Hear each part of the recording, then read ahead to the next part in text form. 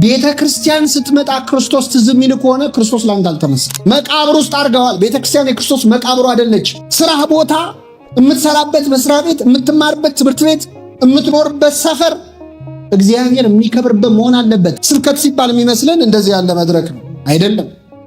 በሱ መቼ ሆነ እኛ የተበለጥ ነው። ታክሲ ላይ ቁጭ ብለህ ከጎኔ ከተቀመጠው ሰው ጋር ምንድነው የምትነጋገረው? የኤማውስ መንገደኞች ምን ሲያወሩ ነው ክርስቶስ መሃላቸው የገባው? እኛ መንገድ ላይ ስንሄድ ምን ስናወራ ነው የሚያገኘን ክርስቶስ? ስለምንድነው የምናወራው? በመንገድ ስትሄዱ እየጦለጋችሁ የምትነጋገሩት ምንድነው ብሎ ቢጠይቀን ምንድነው የምናወራው? ፓሽኔት ሆነን እንደ ኤማውስ መንገደኞች እየተከነከንን የምናወራው ሌላ ነገር ነው። ያም ግን የስብከት መድረክ ነው። ኢትዮጵያዊ ጃንደረባ መንገድ ላይ ነው የተሰበከው። ስለዚህ አገልግሎት በቦታ አይለካም፣ በማዕረግ አይለካም፣ በጾታ አይለካም፣ በዘመን መርዘምና ማጠር አይለካም። ይህን ብዙ አልፈጅባችሁም። እስከ ዓለም ፍጻሜ በሉ እስኪ ከእናንተ ጋር ነኝ። ክርስቶስ እስከ መቼ ድረስ ከኛ ጋር ነው? አንዳንድ ሰዎች የቤተክርስቲያን አገልግሎት ላይ በተለይ ትንሽ እንደኔ ቆየት ያለው ሰዎች ሁሉ ነገር ድሮ ቀረ የሚሉ ሰዎች አሉ። በቃ አሁን እኮ ምን መዝሙር አለ፣ ምን ጉባኤ አለ፣ ሁሉ ነገር መዝሙሩ በእኛ ጊዜ ቀረ፣ ስብከቱ በእኛ ጊዜ ቀረ። እንደውም ስትሏቸው አንዳንድ ሰዎች ጸቡ ራሱ በእኛ ጊዜ ቀረ ይላል። ለዛ ነበረው ይላል። አሁን ጸብ ለዛ ነው የለውም። ክርስቶስ እስከ መቼ ነው ከኛ ጋር ነኝ ያለው? አሁን ቤተክርስቲያን ውስጥ ብዙ ሰዎች ወደ ቤተክርስቲያን እንዳይገቡ እንቅፋት የሆነው እዚህ መሀል ሰንበት ትምህርት ቤት ወጣቶች አላችሁ። ነበርን፣ መስርተናል፣ ቆርቆረናል የሚሉ ሰዎች አዲስ ሰው ሲመጣ ደስ አይላቸው። የሆነ ፊት ያሳዩታል፣ ገና ከበር ይመልሱታል። እኛ ስንት ያሳለፍንበት ይላል። አዲስ ሰው አይጥማቸው። አዲሱ ወጣቱ ትውልድ ደግሞ የበፊቶቹን ይንቃል። ምን ሰሩ እኛ ከመጣን ነው እንጂ የተለወጠው ይላል። መሆን ያለብን ግን እንደ ዱላ ቅብብል ነው አገልግሎት ማለት። ሐዋርያት አንዱ ለአንዱ አቀብሏል እንጂ እኛ ድሮ ቀረ ቢሉ ኖሮ ክርስትና ወደኛ ይደርስ ነበር? አይደርስም። የዱላ ቅብብል ታውቃላችሁ፣ ሩጫ የዱላ ቅብብል አንዱ ሯጭ ይሮጥና ለቀጣዩ ሯጭ ምን ይለዋል? ይሰጠዋል። ቀጣዩ ሯጭ ተቀብሎ ምን ይላል? እኛ ግን በቤተ ክርስቲያንም በአገርም እንደዚህ ማድረግ አልተቻለም። በአገርም ፖለቲካውም እንደዛ ነው። አንደኛ የመጀመሪያው ሯጭ ይሞታታል እንጂ ዱላውን አይሰጥም አይደል? ይሰጣል። በስንት መከራ ነው የሚሰጠው። ከሰጠ በኋላ ደግሞ ሁለተኛው ሯጭ ዱላውን ተቀብሎ መሮጥ ሲኖርበት መጀመሪያ በዛ ዱላ ከዛ በፊት የነበረውን ሰውዬ እግሩን ሰባብሮ ከዛ በኋላ ነው። እንዴት እንደግ ነው የዛሬዎቹ የትናንቱን እየናቅን የትናንቶቹ የዛሬን እየናቅን። ይህን ጥቅስ እንዳትረሱ። እስከ ዓለም ፍጻሜ ድረስ ከማን ጋር ነው? አገልግሎት በጊዜ አይለካም፣ በገንዘብ አይለካም። ይህን ብዙ አልገባበትም። የቤተ ክርስቲያን ግን ትልቅ ገቢዋ ምን እንደሆነ ልንገራችሁ። ይህን ቃል ከኔ ጋር በሉ። ነፍሳትን የሚሰበስብ እርሱ ጠቢብ ነው። እሺ አንዴ ወደዚህ ቀና በሉ። እዚህ መሃል ሰንበት ትምህርት ቤት መዝሙር ክፍል የሚያገለግል ሰው ካለ እጁን ያውጣልኝ። አንድ መዝሙር ክፍል የሚያገለግል አውጥተዋል። አውጣው በደንብ አይዞ። እሺ የጋራ ጥያቄ ልጠይቃችሁ። ለምሳሌ እዚህ ሐዋሳ ገብርኤል ሰንበት ትምህርት ቤት መዘምራን የሚለብሱት ጥንግ ድርብ አለ አይደል? አለ የለም? 40-50 ጥንግ ድርብ ይኖራል። አድርገውና ደግሞ ሄኖክ አማርቶ ጠፋ እንዳትሉ እንጂ ከ50ው ጥንግ ድርብ 30 ቢጠፋ ጦሳችንን ይዞ ይሄድ ተብሎ ዝም ይባላል? ስራ አመራሩ ይሰበሰባል። እንዴት ጠፋ? ለምን ጠፋ? ቁልፉ ማጋር ነበር ይባላል። ደብሩ ሁሉ ሰበካ ጉባኤ ሁሉ ሊነጋገር ይችላል። ከደብሩ ስብከተ ወንጌል ወንበሮች የተወሰኑ ቢጠፉ በጣም ትልቅ ዲስከሽን ይደረጋል።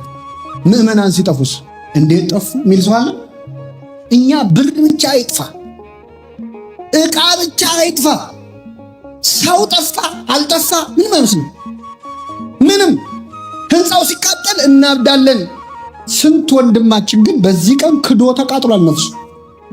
የህንፃው ይሰራል፣ ይሄ ልጅ ግን አይሰራም። ከሃይማኖት የወጣው በሱስ የፈረሰው ሰውነቱ ተስፋ ቆርጠው በጣም ብዙ ሰዎች አሁን ባለው ከረንት ሲቹዌሽን በጣም ብዙ ሰዎች ተስፋ ቆርጠው ዲፕሬሽን ውስጥ ናቸው። ሱሳይድ የሚያደርጉ አሉ፣ ራሳቸውን የሚያጠፉ አሉ። መቼ ነው ስለነሱ የምናወራው? ብቻ እኛ ቅርስ ጥበቃ ባለስልጣን ነን። ብቻ ዕቃ አይጥፋ ብቻ። እኔ አሁን ዕቃው አያስፈልግም ማለት አይደለም። ደግሞ ዕቃ ቢጠፋ በኋላ እኔ እንዳትናገሩ። ግን ይህንንም ሳተው ያንን ልታደርጉ ይገባቸዋል ብሏል ክርስቶስ። ነፍሳት ትልቅ አሁን አንድ ደብር በጣም ተሳካለት የሚባለው ብዙ ገቢ ሲያስገባ አቤል ለክብረ በዓል የሚገባው ገቢ ይባላል። መጽሐፍ ቅዱስ ግን ምን ይላል? ነፍሳትን የሚሰበስብ እርሱ ምን የሚሰበስብ?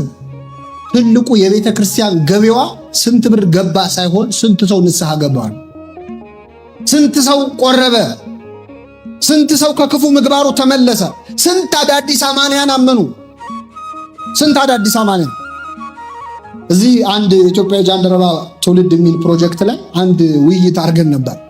የ20 ምናምን ቀን ተከታታይ ትምህርት ለመስጠት ምዝገባ ተካሂዷል። ከየሰንበት ትምህርት ቤቱ ሰዎች ተውጣጥተዋል የሚል ነገር።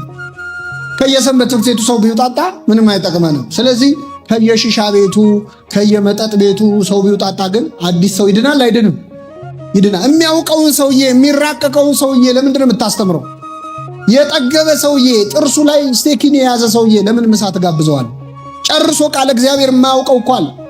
ምንም የማያውቁ ሰዎች አሉ።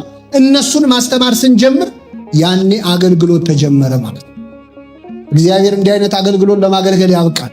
እኔ አሁን በጣም ደስ የሚለኝ ምን እንደሆነ ልንገራቸው። ጉባኤ ላይ ስታዩቸው ከዚህ በፊት ቤተክርስቲያን መጥተው እንደማያውቁ የሚያስታውቁ ሰዎች አሉ። እኔ አንድ ጊዜ ሳውዝ አፍሪካ የሚባል ሀገር ለጉባኤ እጅ አንድ ልጅ ጸጉሩ ድሬድ ነው፣ በጣም ትልቅ ነው፣ ከሰው ሁሉ ጎልቶ ይታያል። አለማየት አትችልም ጉባኤ ላይ። እሱ መሀል ላይ እንደው ተከምሯል እና ትምህርት ተምሮ ጨረሰና ብቻ ደስ ብሎታል። መጣና ምን አለ ይመሰላችሁ? ዛሬ ያስተማርከው ትምህርት ሰይጣን የሆነ ትምህርት ነው። እንግዲህ የእሱ ቃለ ሕይወት ያሰማልን ቨርዥን ነው እንግዲህ በሚያውቀው ማለት ነው። በቃ የገባው ይሄ ነው። እንደው ሰይጣን የሆነ ትምህርት የሚሉ ሰዎችን ይሰብስብልን እግዚአብሔር።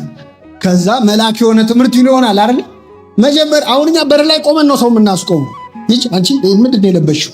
ትንሽ ቀሚስሽ አጠረ ምን አለ የምትለው ሰው እኮ ክርስትና ሲገባው አይደለም ልብሱን መቀየር አይደለም ጸጉሩን መቆረጥ አንገቱን ይቆረጣል የገባው ቀን። ግን ከእግዚአብሔር አላገናኛል ነው እኛ መሃል ላይ ቆመን እንዳይገቡ 30 መስፈርት ደርድረን እንዳይገቡ በጣም ብዙ ሰዎችን እናሸማቀቃለን። ቤተክርስቲያን የሚመጣውን ሰው አሁን ቅዳሴ ላይ እንደው መጥቶ ማያቅ ሰው መጥቶ ሊያስቀድስ የመጀመሪያ እርምጃ ግልምጫ። እዚህ ጋር እኔ ስንት ዓመት ያስቀደስኩበት ነው እንላለን። ስትሬንጀርነት እንዲሰማው እንግዳ እንደሆነ ቤተክርስቲያን ቅዳሴ ስትጀምር ምን እንደምትል ሰምታችኋል?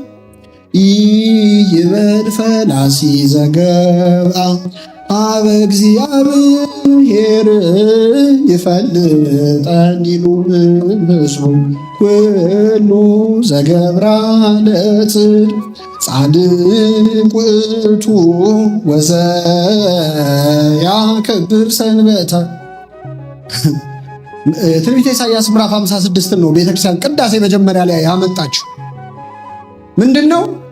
ይሄ ሰውዬ ኃጢአተኛ ቢሆንም ከዚህ በፊት ቅዳሴ አስቀድሶ ባያውቅም ዛሬ ግን እሁድ ነው ብሎ ሰንበት ነው ብሎ መጥቷል አይደል?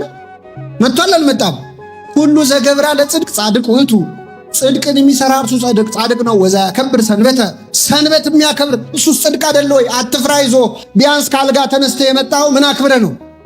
ሰንበትን ነው። ከዛስ ይበል ፈላሲ ዘገብአ በእግዚአብሔር፣ ወደ እግዚአብሔር የገባ እንግዳ በሉ እስኪ።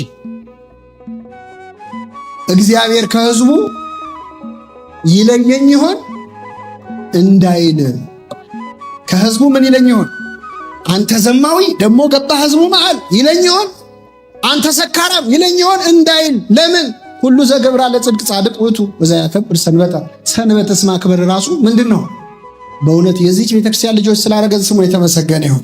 እንደኛ ፈራጅ አይደለችም ቤተክርስቲያን እና ነፍሳትን መሰብሰብ ነው እውነተኛ የቤተክርስቲያን ጥበብ።